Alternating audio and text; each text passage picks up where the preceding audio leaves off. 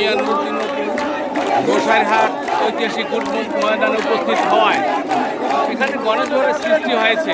বিএনপির লোকজন দীর্ঘ 7 বছর পরে এই নেতার অপেক্ষায় ছিলেন। যেহেতু এই নেতার অপেক্ষায় ছিলেন সেহেতু এখানে গণজোয়ারের সৃষ্টি হয়েছে, বিশাল গণসংযোগ।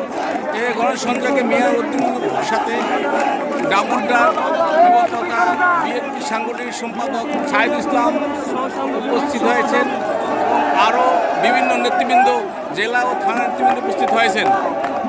আপনারা দেখতে পাচ্ছেন শরীয়তপুরের ঐতিহাসিক গোসাইরহাট ফুটবল ময়দান, যেটা গরুরহাট ছিল, সেইখানেই এটা হয়েছে। সেখানে এই গণসংযোগের জন্য সবাই আগ্রহে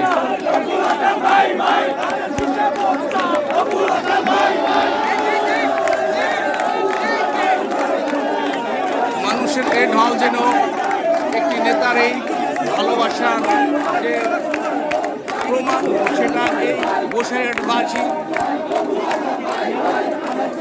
দেখিয়ে দিয়েছে।